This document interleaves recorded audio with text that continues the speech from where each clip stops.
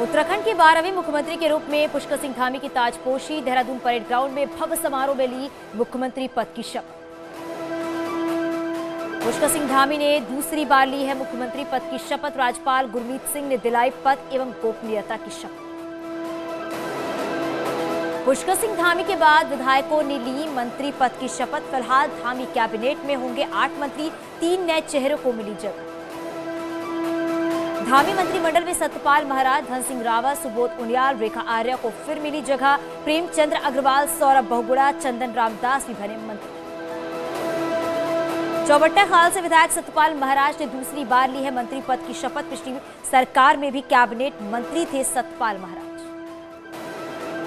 ऋषिकेश से लगातार चौथी बार विधायक प्रेमचंद अग्रवाल ने संस्कृत में ली मंत्री पद की शपथ। नरेंद्रनगर से चौथी बार विधायक सुबोध उनियाल ने भी मिली कैबिनेट में जगह। लगातार दूसरी बार मंत्री बने उनियाल। सोमेश्वर से विधायक रेखा आर्या को भी मिली है मंत्रिमंडल में जगह। पिछली सरकार में मिला था राज्य मंत्री का दर्जा।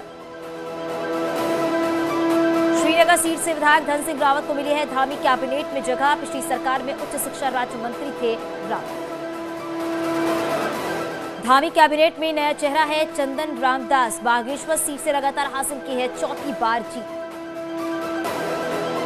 मसूरी से विधायक गणेश जोशी ने दूसरी बार ली है पद की शपथ।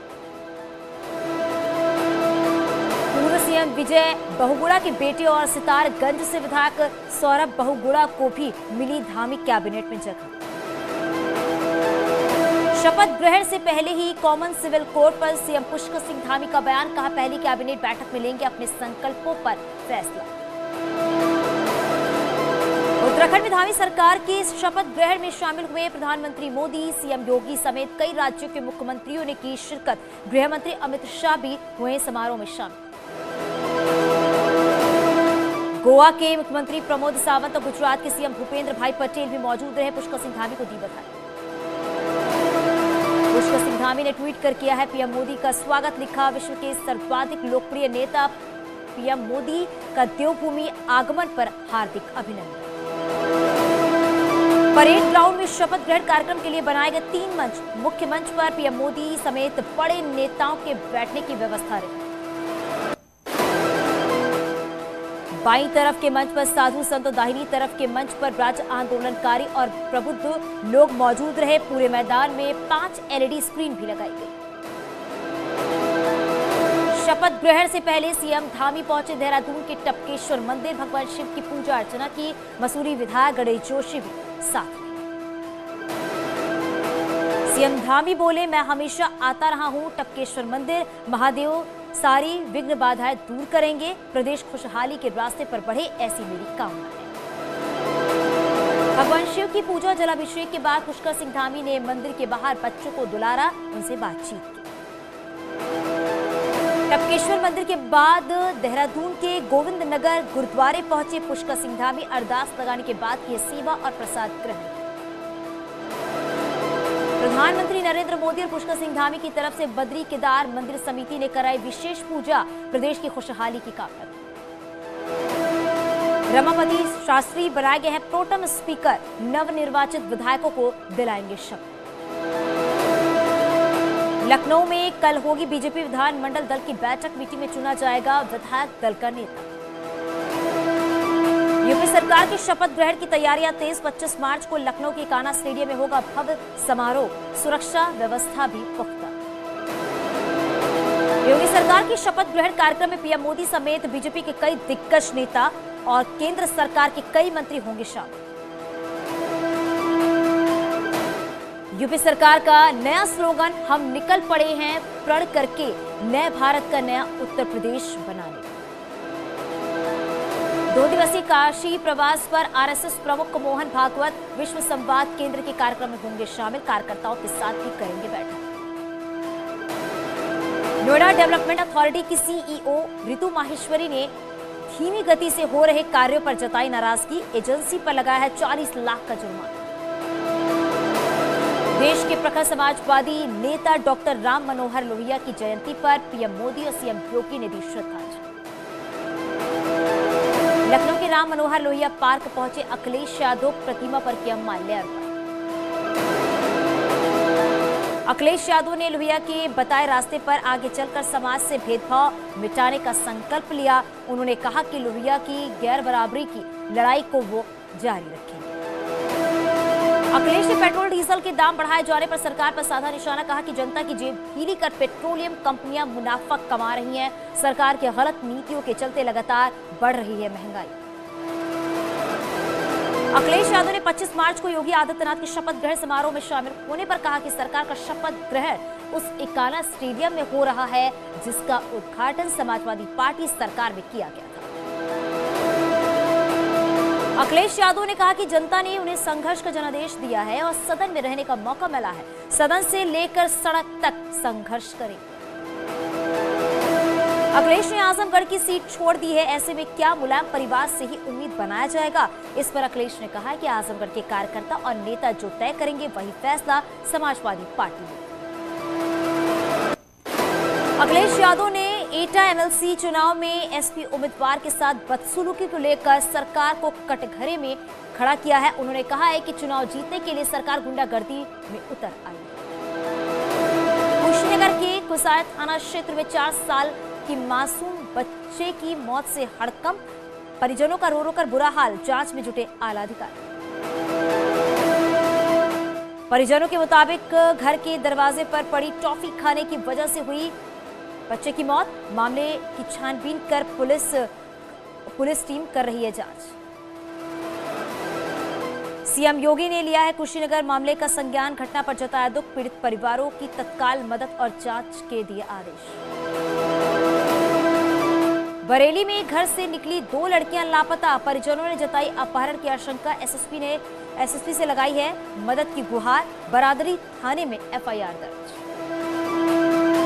गाजियाबाद के विजयनगर थाना क्षेत्र में गिरी निर्माणाधीन नाले की दीवार, मलबे में दबे 5 मजदूर, 3 की मौत, 2 मजदूर घायल। विजयनगर थाना क्षेत्र के डीएवी चौक के पास हुआ हादसा, रात में भी चल रहा था नाला बनाने का काम, ठेकेदारों पर होगी कार्रवाई।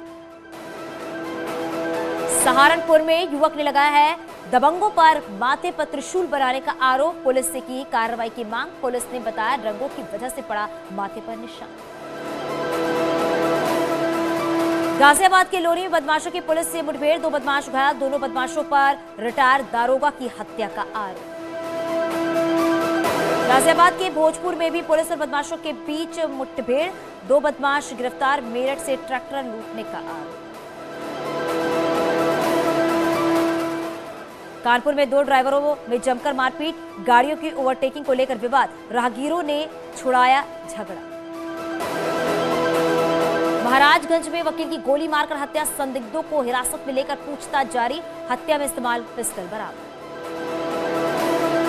ललितपुर में 2 परिवारों में जमकर मारपीट, मामले में 6 आरोपी गिरफ्तार, पुलिस ने आरोपियों के खिलाफ मुकदमा दर्ज किया। कानपुर में 25-25 हजार के 2 इनामी गिरफ्तार, 2017 में बहू की हत्या का आरोप, सास ससुर तब से थे फरार। यूपी में ऑपरेशन क्लीन जारी, रामपुर और बलरामपुर में गौ तस्करों के साथ मुठभेड़, नोएडा में एनकाउंटर में शातिर बदमाश आमिर गिरफ्तार। शामली में 18 अपराधियों ने एक साथ किया है सरेंडर, गौ तस्करी के आरोप में चल रहे थे फरार। बाराबंकी में पिता ने बेटी की हत्या कर खेत में जलाया शव, पुलिस ने जला शव पोस्टमार्टम के लिए भेजा। संभल में चोर की पीट कर हत्या, पुलिस ने केस दर्ज कर हत्या आरोपी को गिरफ्तार किया। बरेली के युवक की हत्या मामले का खुलासा, पुलिस 4 आरोपियों को भेजा जेल। फतेहपुर के किशनपुर थाना क्षेत्र में किसान के घर में लगी आग, घर में रखा सारा सामान और नकदी जलकर खाक, के खेत पर काम करने गया था पूरा परिवार। संभल में कबाड़ के गोदाम में लगी भीषण आग, फायर ब्रिगेड ने आग पर काबू पाया। 6 महीनों के भीतर इस गोदाम में दूसरी बार लगी आग। ललितपुर में पेड़ से टकराई बेकाबू कार, 10 लोग घायल, एक शख्स की हालत गंभीर, झांसी मेडिकल कॉलेज में भर्ती कराया। शाहजहांपुर में यात्रियों से भरा ऑटो खाई में पलटा, 12 यात्री घायल, 6 की हालत नाजुक, ओवरलोडिंग की वजह से हुआ हादसा। बहराइच में ग्राम प्रधानों ने बीडीओ के खिलाफ खोला मोर्चा। एमएलसी चुनाव में समाजवादी पार्टी को वोट देने के लिए दबाव बनाने का लगाया आरोप, डीएम को सौंपा गया। बहराइच में आज अवैध कब्जे पर चला प्रशासन का बुलडोजर। सरकारी जमीन पर बने 5 घरों और मदरसों को गिराया, 20 साल से था कब्जा। सोनभद्र में चला प्रशासन का बुलडोजर, वन विभाग की जमीन पर अवैध कब्जा हटाया। चतरा ब्लॉक के चरकोनवा गांव का मामला। ग्रामीणों का वन विभाग पर आरोप, बिना नोटिस दिए खेत में खड़ी फसलों को कराया गया नष्ट। आज फिर बढ़े हैं पेट्रोल और डीजल के दाम, 80 पैसे प्रति लीटर की बढ़ोतरी। दिल्ली में पेट्रोल 97 रुपए और डीजल 88 रुपए 27 पैसे प्रति लीटर। कल से शुरू होंगी यूपी बोर्ड की हाई स्कूल और इंटरमीडिएट की परीक्षाएं, सभी तैयारियां पूरी। 51,92,689 छात्र देंगे परीक्षा। प्रदेश भर के 8,373 केंद्रों पर आयोजित होगी बोर्ड परीक्षा। 16,000 शिक्षकों और केंद्र व्यवस्थापकों की लगाई गई ड्यूटी। देश में कोरोना के नए मामलों में लगातार गिरावट जारी। आज 24 घंटे में 1,580 केस आए सामने, 33 लोगों की गई जान। देश भर में एक दिन में करीब 2,742 मरीज हुए डिस्चार्ज। एक्टिव केस 23,930 के करीब। देश भर में लगी है करीब 170 करोड़ से ज्यादा कोरोना डोज। अब तक 5,16,542 लोगों की मौत।